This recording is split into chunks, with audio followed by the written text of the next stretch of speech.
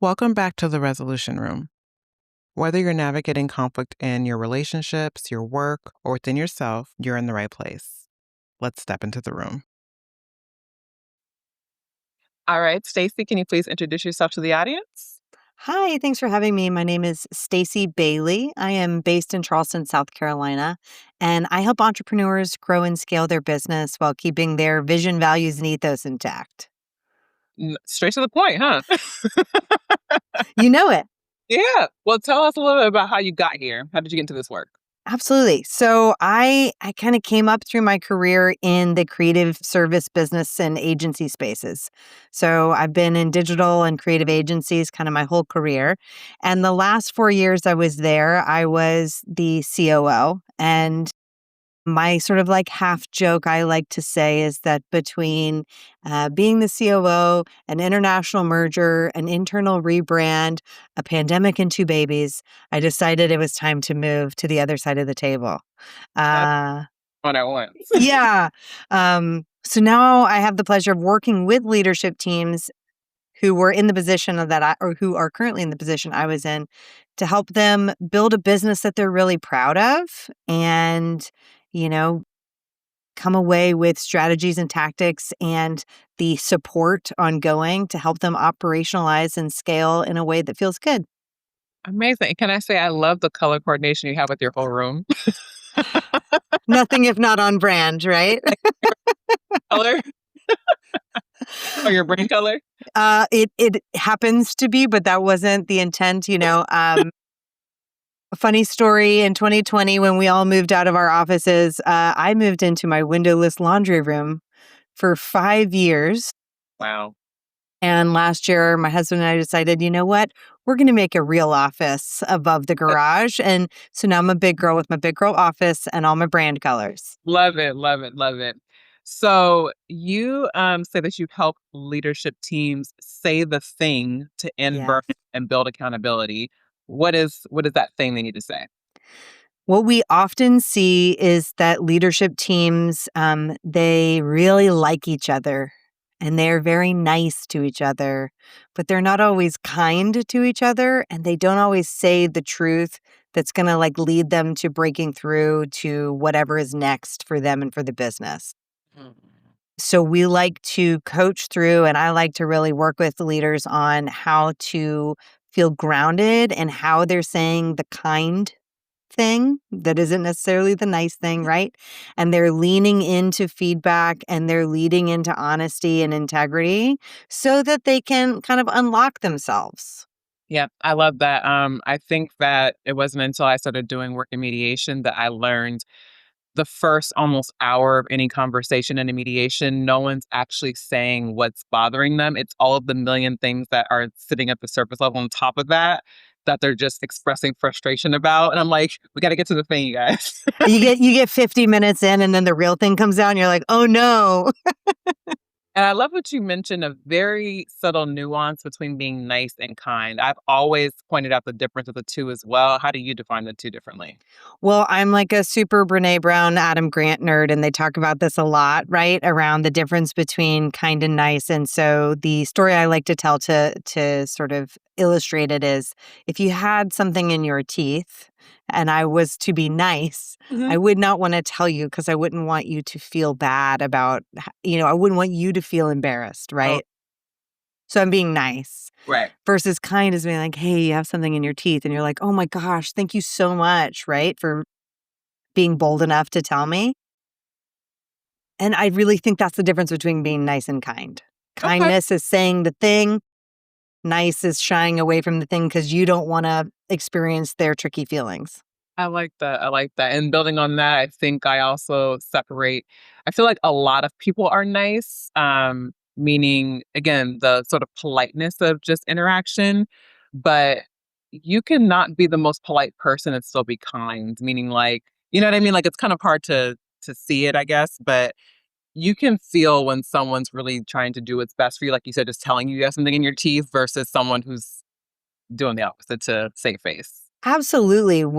I can speak for myself and from hearing from lots of leaders, when you ask them to think of like someone who was a leader in their life that they really looked up to, right? Could be like a boss or a coach or a teacher or whatever. A lot of them will say, like, they really pushed me, or they were kind of tough, but always kind, Mhm, right? And mhm. so Yeah. kindness and nice don't mean, Mhm. easy and soft. Yeah, yeah. So when you're working with different organizations, when tension shows up inside a team, what is it usually pointing to that leaders tend to miss? It's usually trust. It's usually a trust issue. And, we've been in rooms with, pretty fairly large organizations that have done some really amazing things. And you've got all of these really smart people sitting around and they're like talking around an issue. And then we'll be like, I think that there's a trust issue in the room. And they go, no, no, we trust each other. But they think about trust like, if there was a fire, do I trust that they would like save my life or something? It's like, sure, right? But do you trust that they're going to do their job well? Do you trust that they're gonna say what needs to be said? Do you trust that they're gonna handle a tricky employee? And then usually the answer is like, no, not really. And so usually it comes down to trust. And either it's trust in each other or it's trust in like being able to say a hard thing to your boss because you don't know whether they have your sort of future in the balance, right? Yeah. I think you and I share a philosophy of how we try to approach conflict, which is as something to understand and not to avoid or just kind of quote unquote fix. So, what shifts when leaders stop treating it as a problem to fix? So I've been talking to a lot of groups lately about conflict and about what does conflict mean, and most people say like uncomfortable or like challenging or tricky, right? But when we think about conflict as like feedback or like a practice that we can practice having tricky conversations over and over again, the easier they become. I know for myself, there have been so many conversations that I've like dreaded. I've had knots in my stomach, and then you like say it and it's so not as hard as it was gonna be, right? They're like, "Oh, yeah, you're so right," or, whatever, and you're like, "Man, I made a big deal out of that." Yeah, yeah, really bringing the humanity back in the tough conversations. We're all just human beings trying to function and figure things out. And I think when we can kind of take that armor off a little bit, that's like the first step of just, it's not so bad all the time. Absolutely. Don't get me wrong, sometimes it is hard. Yeah. um, but in your experience, then, how do you distinguish between a moment that's emotionally charged versus one that's structurally misaligned? So we like to talk about how you can have conflict around task-based conflict, which is like I disagree with the way we are approaching this thing, or an action, versus emotional or people conflict. And whenever we lead with like you are bad or you are not up to par, that's never going to go well. So as long as we keep our conflict on observable moments in the actual, like, what is actually happening, not the story I'm telling myself about what's happening, and kinda stay away from, the person did bad to what could be better about the thing itself and what happens. That's where we can stay more in a, um, calm, grounded conflict.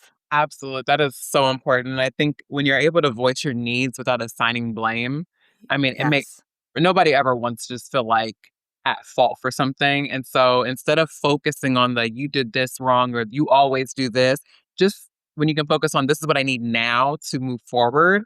Really staying out of shame and blame and in, like, curiosity, a lot of that, like, "Help me understand. How did you see this differently?" Right? Like, there's all of these great prompts and ways to have those conversations. Exactly.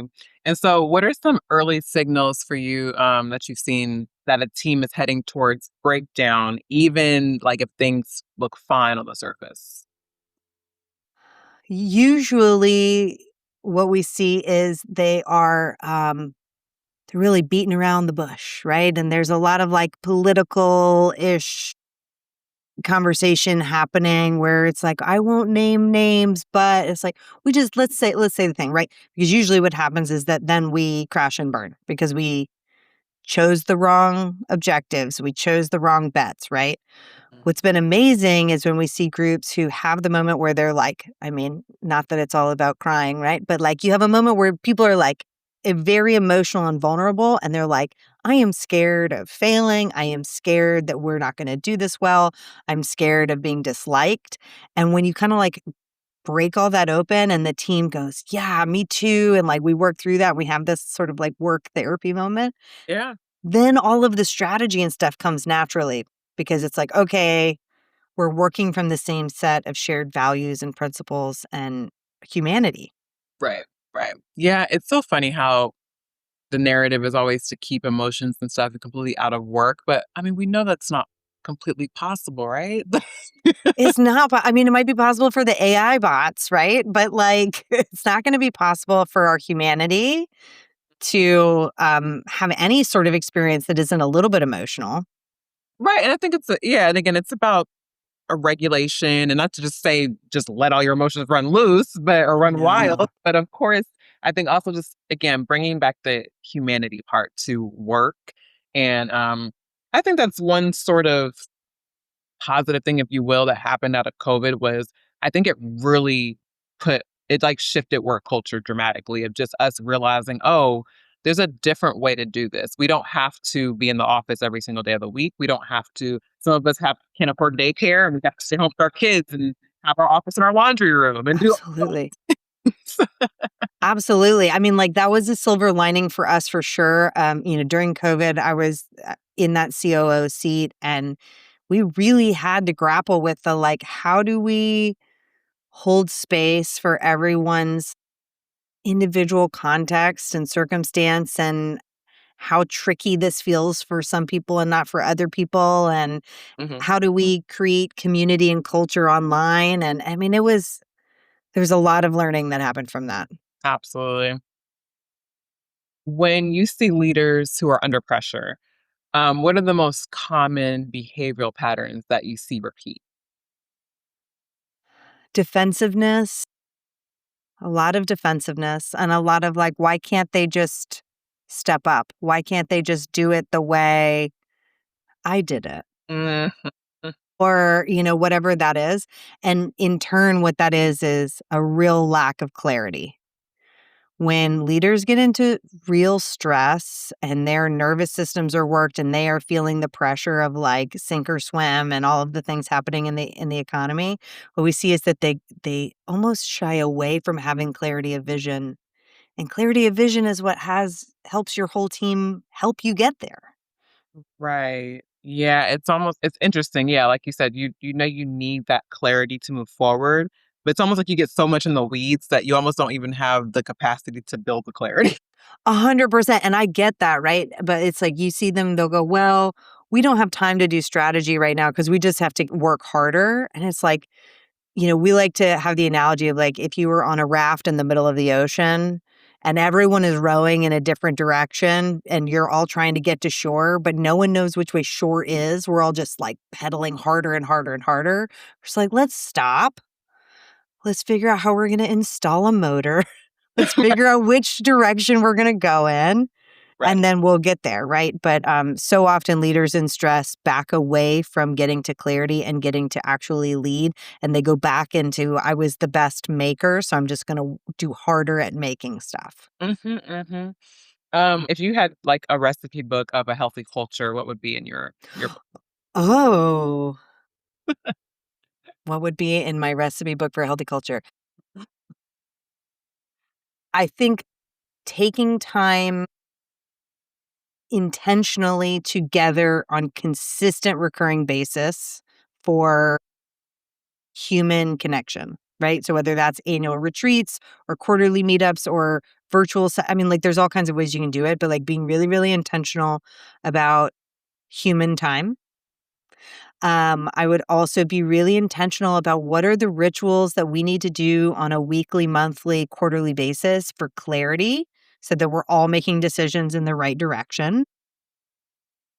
And then for me personally, because I feel really excited by the purpose-led businesses that maybe they're B Corps or maybe they're in, conscious capitalism, whatever those kind of groups are. They are able to create a vision that is greater than the sum of their parts, that really is working towards betterment of whatever that might be. I think that that is a really exciting part of culture. When people are like, hell yeah, I want to go do that, right? Like that would be a big piece of it for me too. It's really cool when you can get people to buy into your vision, or they Oh just my not. gosh. That's a good sign, especially as like a small, like an entrepreneur or a solopreneur. When you start bringing people on the team, you have to like not convince them to be here, but it's like, why am I here? Yeah, you got to galvanize them, right? Like you got to get them to feel like, heck yeah, if we could do this, how amazing would that be? I would be so proud of myself intrinsically outside of just money. Right, right. Do you tend to work with a lot of like smaller businesses, mid-size or enterprises or Yeah, typically it's in the, 1 million in revenue to 20-ish million dollars in revenue. Obviously some above, some below, but like typically in that space. okay. Usually founder led and tends to be in the creative service business. Okay. By the time you step in, like is it early stages or they've been usually for a while? Usually they've been around for a while and they're like, okay, we've been, whatever, we've been founder led for the last 5-10 years. That's been fine. But the team wants more, Okay. you Just know.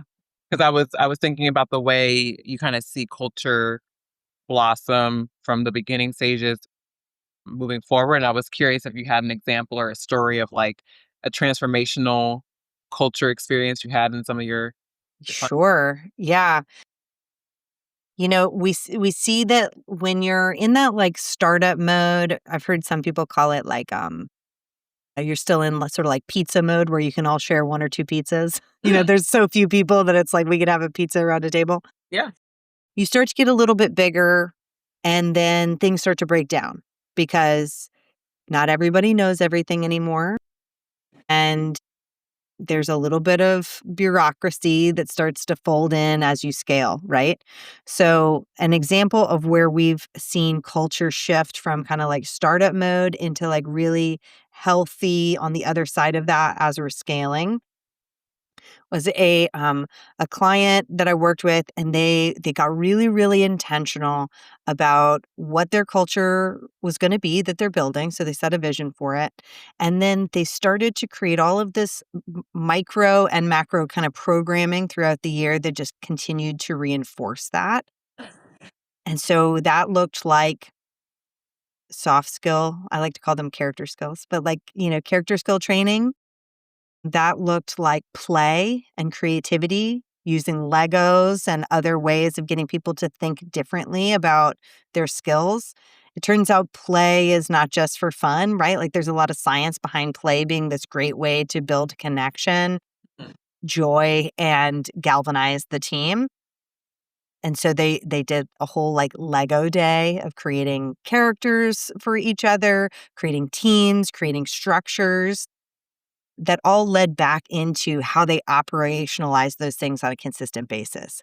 So, where I see culture being really healthy as you scale is it's got to be much more intentional. It can't just be like the founder hired their friends and now we're you know and it's got to meet the needs of different generations, right? So you've got to meet people where they are because we're also sort of shifting out of this happy hour culture, happy hour and foosball, and it feels like we're shifting more into like, I want growth, I want values, I want intentionality. And so finding a thoughtful plan for that. We saw with this particular client, it just like really accelerated. They won, best place to work. They won fastest growing company in their city, like all of these really great accolades that just spoke to an intentional culture. That's pretty cool. You brought up an interesting point that I thought about before and have done some of this in the consulting work I've done, but it doesn't come up too often in the podcast interviews is generational differences and Yeah. conflict in the workplace. Have you experienced much of that? Oh my gosh, we have so many folks right now who are just feeling a lot of feelings about the youngest generation and trying to figure out how to meet them where they are, but also not like give up what the leaders value as sort of probably typically in the millennial, I'm myself, I'm an elder millennial, and it's like why don't they want to work as much? And sometimes I'm like, I don't know, I think they're right. Like I think we work too much, right? Like I don't want to work that much either.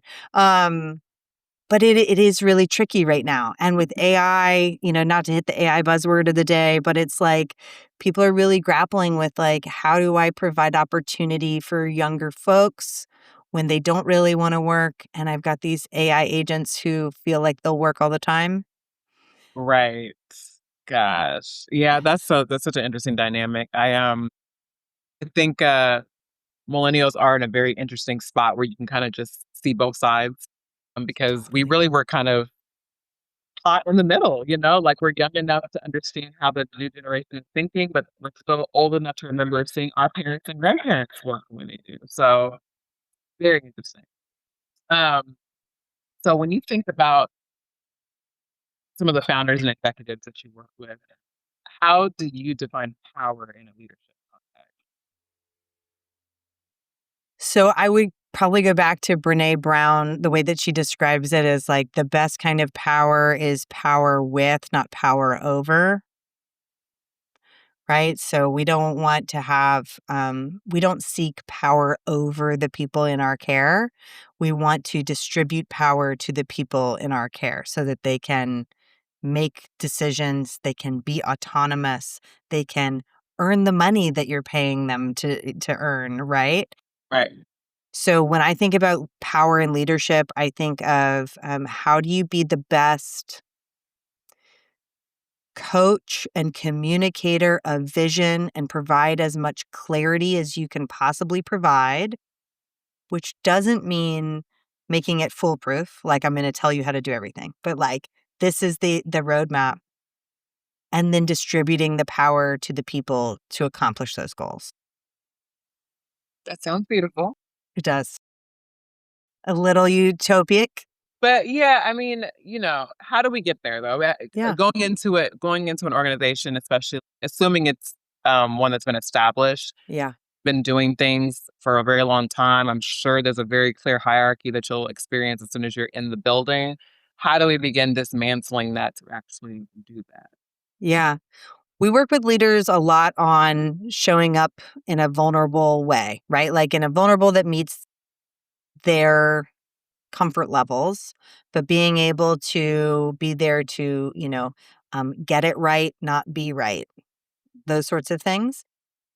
And we find that when we can bring a leadership team together to where they're making group decisions and group strategies, the accountability factor is much higher than having one leader say, this is what we're going to do and exactly how we're going to do it. And now you all just go, or, you're the foot soldiers of sorts. Mhm. So I think that a way that we get there is having a really clear values for our organization, having a really clear destination of what we're trying to accomplish, why it's important, and what we want to be best at. And then having a team around you that helps make the decisions about how we're going to get there, right? Because then they're accountable for those and they can distribute that to their teams and so on and so forth. It doesn't happen fast, right? Tends to happen over a few years of practicing these things. But I've seen a lot of amazing work and amazing organizations grow and improve both culture and bottom line by developing these things, co-creating these things. You know, it's so interesting to me. I feel like humanity has enough experience and knowledge that we just know what we need to be doing. We just don't do it. Man, I would be so much richer if I knew the answer to that. Right. Yeah, I don't know. We are our own worst enemies though, aren't we? Like everything, whether that's personally, like I know I should whatever, eat better and work out more or anything. Yeah, I see it across, like you just said, the personal level, organizations. I'm thinking to my experience with international relations, the political landscape. We know all of the theories and all of these applications. People who have done extensive research on distribution of power, all these solutions, years of being in the Yeah. field, and expertise. And is it just a lack of political will to do it? Yeah, I mean, like Lisa Leahy's Immunity to Change, she talks a lot about how We have sort of like undercurrents of things that we're committed to that we don't even know that we're committed to, right? And our brains don't want to change because change is threatening, even if it feels like the change would be for the better. Like intellectually, we know that, right? But changing behavior, changing patterns, and recognizing when we don't change, that we're holding on to certain narratives, right? Like this is how it is or whatever. It's a lot to break through. And so we tend to, I think we probably tend to go with what is the path of least resistance, which is to just keep doing what we're doing.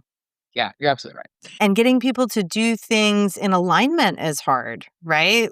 You know, I sort of always think it's funny when people have these like conspiracy theories that involve a bunch of people communicating the exact same story over years, and I'm just like, have you ever been inside an organization? I can't get 50 people to sing off the same sheet of music. Like, it's tricky, right? It's not just change and having everyone see why we're changing for the better, but it's like so iterative and slow and practice and day by day, right? You got to like chip away at it.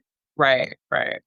And when we're thinking about decision making under pressure, especially, what responsibility do leaders often underestimate when they're the decision maker in moments of tension? I think very rarely is there a truly wrong decision.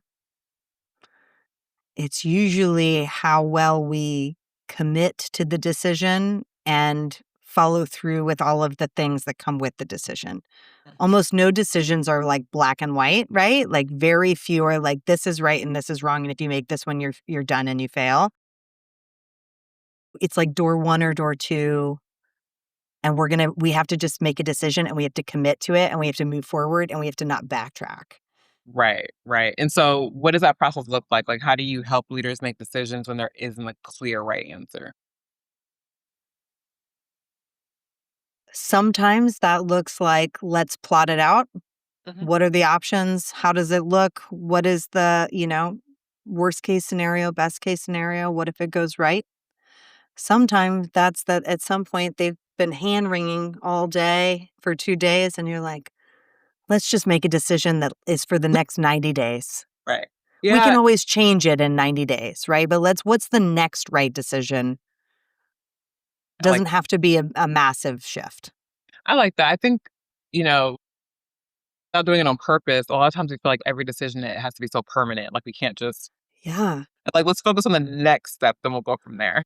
Yeah, right. I think about that like when people are buying a house and they're like, do Mm. I want to live here for 30 years? It's like, well, but do you want to live there for like 3 to 5? Right. Yeah. Like you can get out of this. Mhm. Yeah, that's um, and so I guess that's also where you have to understand where the decision falls, and is it a above or below the water line? Like if it's below the water line and if it goes wrong, it's going to sink the whole ship. Then let's think about that a little bit more methodically, a little bit slower. If it's above the water line and it is a test that we can run, then let's just go ahead and do it and let's not think about it too hard. If the implications of it are not going to sink the ship, then let's just move forward. right, right. And a lot of decisions are usually made in a very fast-paced environment in organizations. So how do you guide leaders in making a decision that's fast versus grounded? Yeah. So, in I think it's Jim Collins' book, Good to Great, where he talks about the difference between like, and I don't love the war analogy, but like, shooting bullets versus shooting cannonballs. And Mm. it's like a cannonball is big and heavy, and you have to take aim. It's not gonna like, shift quickly. You don't have a ton of it. So we shoot bullets to test to see if like let's make these big decisions smaller.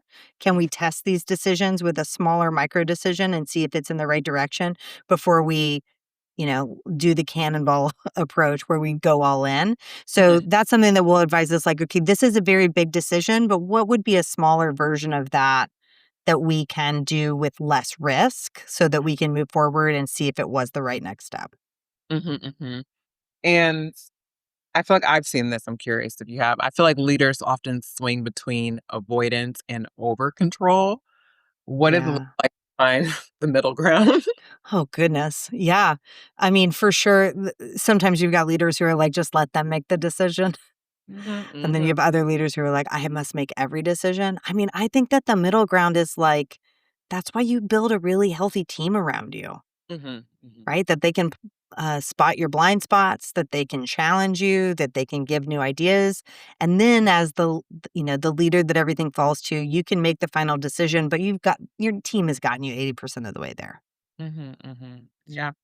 Um, when you're thinking about, I guess, from an employee's standpoint, how do you stay, I guess, connected to people and um, in alignment with the organization while still holding boundaries and making hard calls? Yeah, that is a tricky one, especially when people get like promoted above their friends and those sorts of things, right? How do you communicate? My preference and the way that I like to coach my clients is around what is a reasonable frequency that you can continuously communicate on the vision, because what you got to say something 7 times or more before people remember it, right? Mhm, So you've got to like be repetitive. How do you what's a something you can commit to communicate regularly on the vision and progress and all of these sorts of things, so that people feel like they understand and are seeing progress. I mhm, saw this as a side note. I saw this Harvard Business Review article from, I think, like ten or more years ago, but it talked about how the single greatest predictor of satisfaction at work is the sensation of progress. mm, It kind of blew my mind because you're thinking about there are so many businesses and organizations that the leadership team sees progress because they're talking about it on a weekly basis, but the team doesn't see that progress because they're not being communicated to about it, right? So sometimes, even if there's progress, there's not the sensation of progress. And sometimes there's the sensation of progress, even if the progress is very incremental. But either way, people feel momentum from that. So going back to like communicating and keeping boundaries, I think it's how often can you communicate? How do you create the sensation of progress for the team so that they can see that we're making moves? And then how can you show up as your full self, because you are your full self at work. You're just not a work self and a home self. Show up as your full self, but that doesn't mean that you overshare about your life. That doesn't mean that you overshare about your stress of work. It doesn't mean you have to hold boundaries because you do still need them to have faith in you that you've got this, right? So it's an art, not a science. I like that. Yes, yes, yes. I feel like most of life. So, Absolutely. uh, 100%. what does accountability look like in leadership beyond just taking responsibility? And how do you kind of define those two things differently? I think they kind of get used interchangeably and they're Yes. Oh, I love that you said that because I always think everyone says we have an accountability problem. And I'm like, I think you have a reliability problem, okay. right? Because, if reliability is doing what you say you're going to do, and accountability is when you fall short of what you said you were going to do, that you own up to it and you make amends and you do better next time. Yep. Yeah. It's like sometimes I think we have a reliability problem. And reliability is like you've got to follow through and do what you say you're going to do. That all comes back to trust, Mm. right? Every time we don't do what we say we're going to do, or we don't apologize, or we don't, whatever, we are like eroding trust in the organization. So I think from a leadership level, accountability looks like owning how the success or failure of the business is going, because you are in that leadership seat and you can't shame and blame others. It's ultimately up to you. The good and the bad, you got to take it. Yeah. And reliability is not only doing what you say you're going to do, but also like modeling the behavior you want to see. I can't tell you how many leaders we work with and founders who it's like they are not doing the things that they want everyone else to do.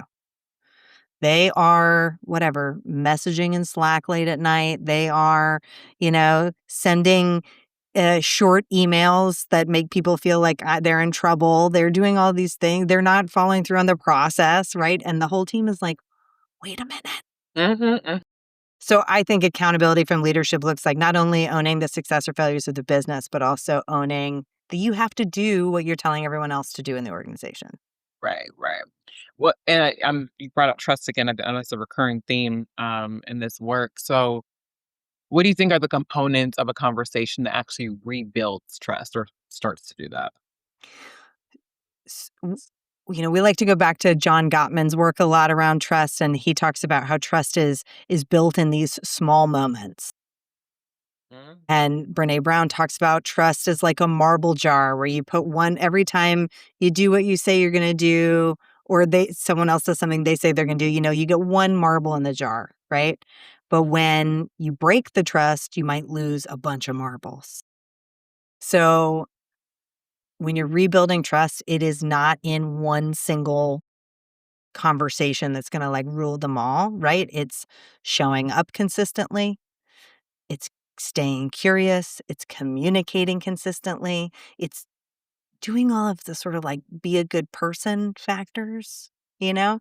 But sometimes when we're in leadership, we slip on those things because we're moving fast and we're trying to keep things going. So that's what I tend to see most often. When we think about conflict resolution, what does moving forward look like in a way that doesn't ignore what just happened? So you can address conflict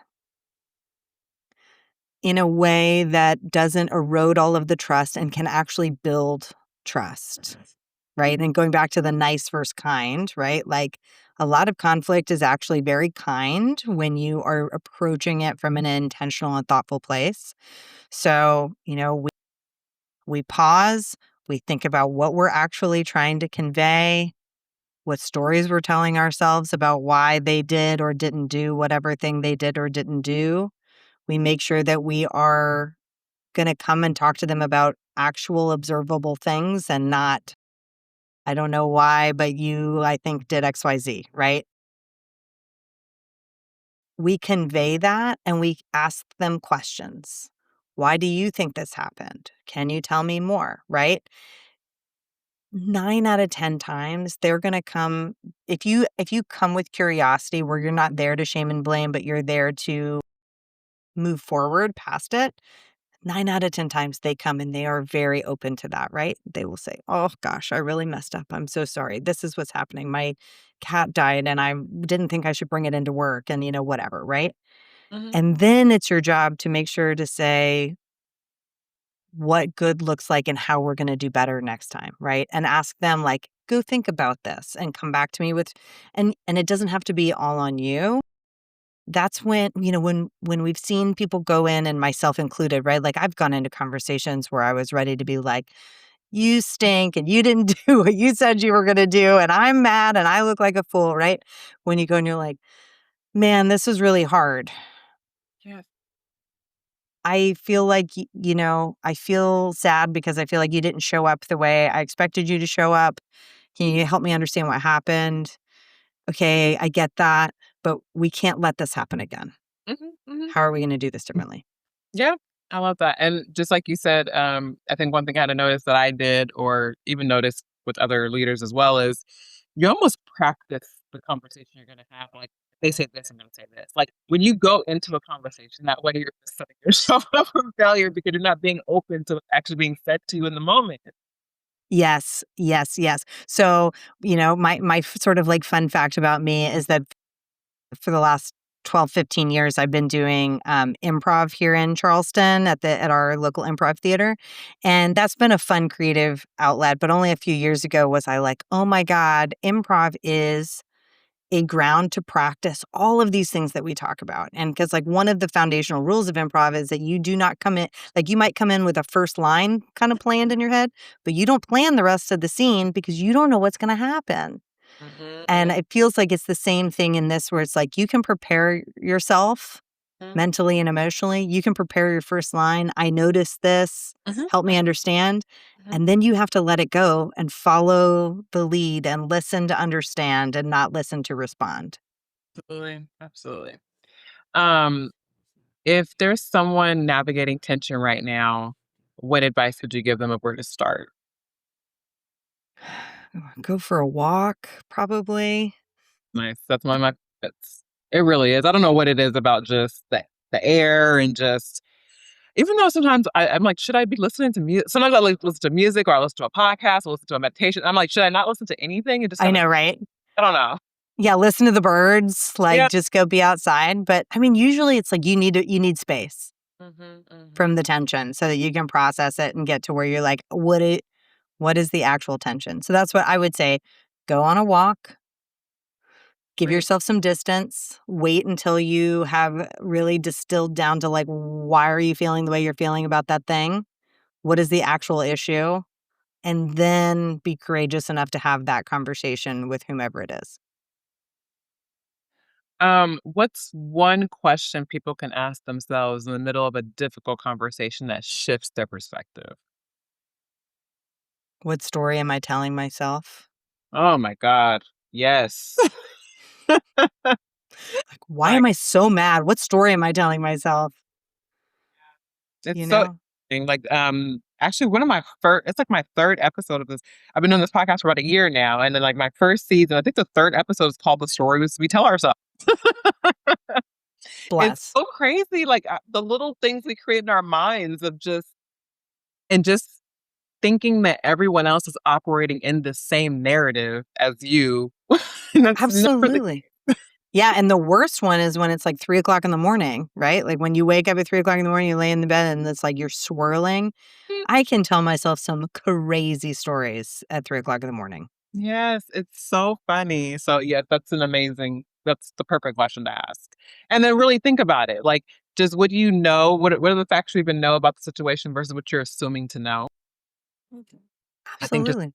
you have to just take a step back, man. And You just real have to take a step back. yeah. Yeah, I have a funny sort of personal story about that exact thing. A couple weeks ago, my daughter was she threw up. She's 5. She was okay, but she went back to bed, and I went to bed, and then I woke up at like 3 o'clock in the morning, and my husband was like not in the bed, and I was like, where is he? Was he Mhm. staying up playing video? Like I told myself all these crazy stories that he was up playing video games or doing whatever foolishness. And then at 6 o'clock in the morning, he came downstairs because he was taking care of our daughter all night. And my 3 o'clock brain didn't go there, right? Like my 3 o'clock brain was like ready to fight about nothing. Right. And I was like, oh my gosh, what story was I telling myself? That is so silly that I just went there. But I think we do that in all kinds of aspects of life, right? Absolutely. And everyone is susceptible to it. I think sometimes we like to think that we're not that person or we don't do those things. Everyone, I think to a certain extent. Every- The best you can do is try to catch yourself in the moment that you're doing it and just say, oh, yeah. this is what Yeah. happened. And then be like, lizard brain has been activated and I have turned into a crazy person. Right, right.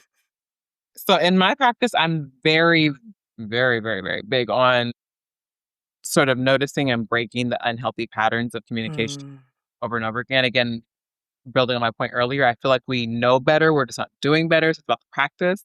yeah. So how can someone tell if they're responding with intention versus just reacting from habit? I'm going to answer and then I want to know your answer. Um, I think that when we respond without thinking and not just like quickly, sometimes that happens quickly, but sometimes that's also just like, I have not given it enough thought to be responding. Hmm. We, we are being so reactive that we've not gotten to that sweet spot of like, this is what I actually believe. This is what I think, right? Because what you believe and what you think can be very different. I can think a thought and I can respond and give it to you, but it may not be what I actually believe. So I think when we know we're responding with intention is when we're responding from beliefs and not from thoughts. I like that. It's very interesting. I would start the fundamentals of just like, I pay attention to the speed of my response. If Yeah. it's too just on the nose of like, boom, I've probably said something of this capacity before. And I think I'm one of those people who is very comfortable with silences. So I will very much in the conversation just take a deep breath and be like, Okay. Before I just say anything, Yeah. because I want to be thoughtful and I don't want to just say the first thing that comes to my mind. Yeah. So I think that's one of the biggest ones. And then, the next step would again just be that sort of awareness of what's happening internally. Like if something, I think something feels a little off, like a little click almost, Hmm. like a knee jerk reaction. And I Yeah. think you feel that internally, but you usually let the other emotions take control, so you don't pay attention to it or you ignore it. Yeah. But Yeah. Yeah. You start to feel it like in your throat or like in your chest or yeah, like, get a yeah. little sweaty. And then you're I, like, oh, I have responded oh, from oh, intense. I'm like clenching my jaws, and then they have the sweaty palms or something like that. It's just Yeah. little tells that I'm kind of like, okay, why am I feeling all of this if I'm just being intentional and thoughtful right now? Yeah, yeah, absolutely. And when I'm thinking about like your thoughts versus your beliefs, it's like there are times when I know the answer because it's so part of what I believe that I'm like, I don't need to. But if it's like I am just responding to respond, then to your point, it's like it's too fast, it's too sweaty. Yeah, and I actually really like that because that's an important distinction because I would maybe challenge even just a step further of over conviction in your belief. Why Yeah, you believe? fair. Like it's cool to believe it, but like I think being Absolutely. open to even someone offering a different perspective and considering like, well, I didn't think about it like that, or maybe like because a lot of our beliefs, whether we want to admit it or not, are programmed. So there's a lot of stuff that didn't come from us. Yeah, it's a really good point. It's a really good point. It's like that making sure that what you're sharing is been thought through to your point of thoughtfulness, right? But Yeah. obviously that's what that word means. But it's like I believe this and in this moment I do think that the context is correct. But I can also say that this is how I believe about this XYZ thing and stay curious to feedback and additional thoughts. And understanding that depending on what the belief is, there are some beliefs that are baked more in opinion and experience, which is okay. But as Yeah. long as you can decipher that, I know I believe this, but this is not an absolute truth. Yeah. I mean, like I think being able to do that as Yeah. Yeah. well. Absolutely. Absolutely. Absolutely. It's a great point. So, because this is the resolution room, we have to end with a signature resolution question. Oh, So, this is usually like the one, take a moment, really sink it in. So, when you think about the moments that define someone's leadership, what separates those who react from those who respond with I'm going to take a moment. intention? I think a lot of our leadership is developed in the really intense moments, right? Like when we're really challenged. And for me, I think back about when, the organization I was with, we were going through a really tough financial time and we had to make a hard decision to let go of several people. And that was really terrible. It was terrible for us and them and the whole thing, right? But what I was really proud of was that we did it with as much grace and kindness that we had the resources to do, right? So, I think when I think back about that as sort of like a defining leadership moment for me, it was understanding the needs of the business and the needs of the people and trying to do right by both to the best of our ability. And so I guess that's to say in leadership, I think the defining moments are taking it slow enough to be thoughtful, to consider all of the options, and then to make a decision that you can go to sleep at night with and feel like that was hard and maybe that sucked, but we did it with as much humanity as we could. And I think that that's when, real leaders kind of show up. That's awesome. I love that. So, can you let everyone know what's next for you, anything you're currently working on, and then where to follow you in your work? Yeah. So let's see what's next for me. We are offering, 2-year system and soul implementations, which is a really great business operating system for anyone who's founder led and kind of wants to move into that leadership team led. Get Okay. some of the hats off of their own head, as Yeah. it were. It's a really great program, and then also offering leadership coaching. This summer, doing some middle manager leader cohorts to try to elevate some rising leaders. So, if that sounds of interest to anyone, you can find me at intentioncollective.co and at Stacey with an EY at intentioncollective.co. Amazing. Thank you so much, Stacey. I had a great time talking to you. This was wonderful. Thank you so much. If this conversation gave you something to reflect on, consider taking a moment to rate and subscribe. It helps more people find their way into these conversations.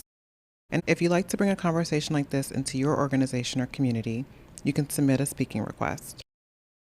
And if you prefer to start on your own, visit the Resolution Library for a collection of digital resources designed to help you put this into practice one step at a time. Access to our community, speaking requests, and online resources can be found at our website, linked in the show notes. Until next time, keep building in the quiet, because that's what will carry you forward.